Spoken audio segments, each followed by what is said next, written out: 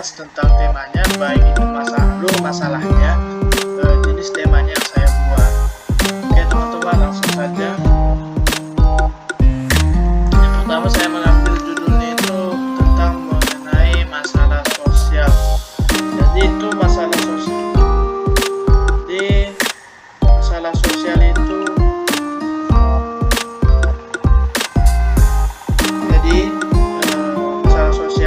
adalah kondisi atau perilaku yang memiliki konsekuensi negatif bagi sejumlah besar orang dan diakui sebagai suatu kondisi yang perlu diselesaikan. Ini melibatkan unsur subjektif dan objektif yang terikat dengan pengalaman individu dan masyarakat, serta memerlukan pendekatan holistik untuk identifikasi, diagnosis, dan implementasi solusinya.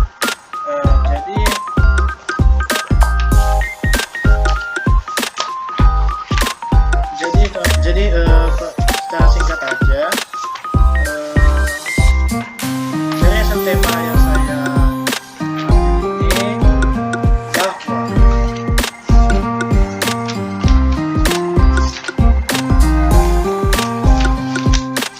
bahwa masalah sosial itu bisa dalam cara pandang bisa dipandang sebagai cara pandang. Misalnya cara pandang ilmu kita dapat diartikan sebagai setiap kondisi atau perilaku yang memiliki konsekuensi negatif bagi beberapa orang.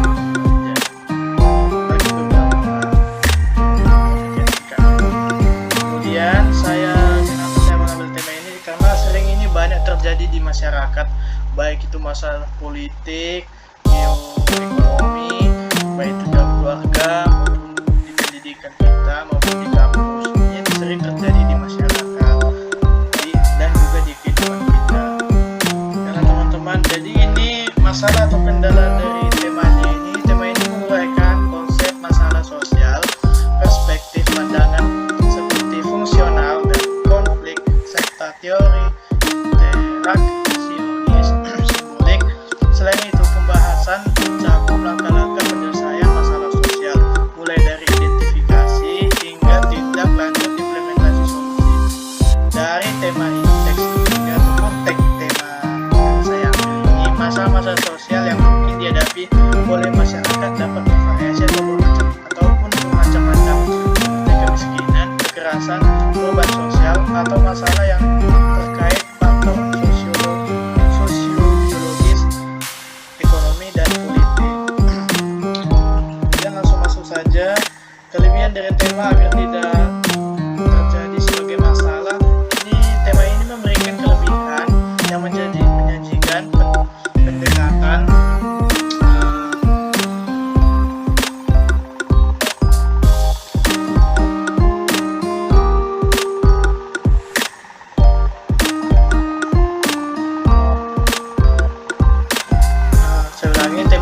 kelebihan dari tema agar tidak terjadi masalah.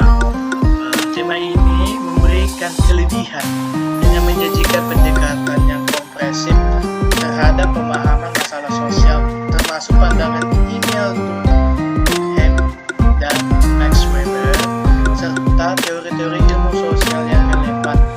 Selain itu, model-model penyelesaian masalah diuraikan, memberikan panduan yang sistematis dari identifikasi masalah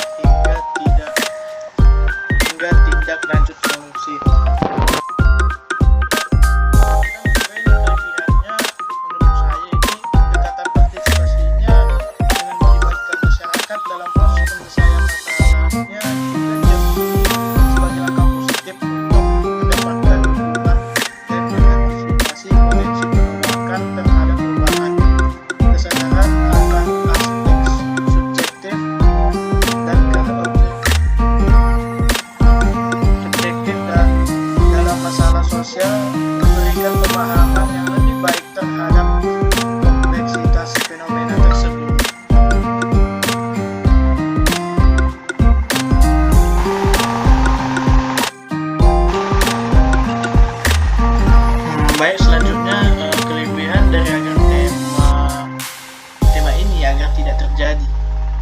masalah lagi.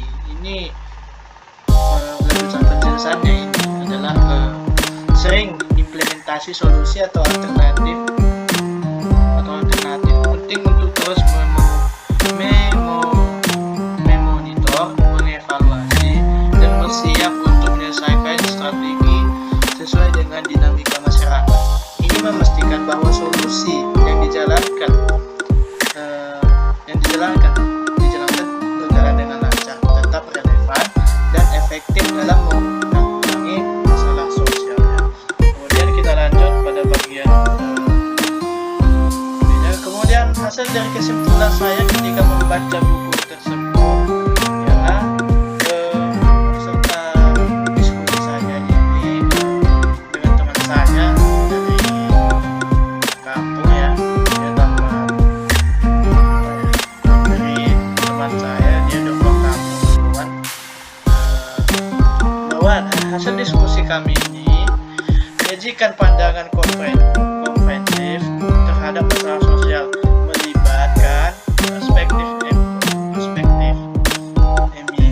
Emile Durkheim dan Max Weber serta teori-teori ilmu masalah seperti fungsionalisme, konflik, interaksionisme, simbolik, model penyelesaian masalah yang dijelaskan, menyoroti pentingnya identifikasi, diagnosis, solusi alternatif, dan tindak lanjut dengan melibatkan partisipasi masyarakat. Bahkan, jadi kesimpulannya, pendekatan holistik diperlukan untuk memahami, menganalisis, dan menyelesaikan masalah sosial kita. Jadi, itulah mengapa tema yang saya ambil ini berguna, tertarik untuk mengembangkan ataupun ini jadi bahan tema saya untuk mengambil ini, karena banyak masyarakat itu kurang tahu, sering mengalami masalah sosial, yaitu ekonominya, keuangannya, pekerjaannya, dan lainnya itu sering terjadi. Bahkan masyarakat ini sampai menyerah gitu, tidak mau diuji mentalnya gitu, makanya jadi masalah dan mereka itu sering mengalami konflik. Sekian dari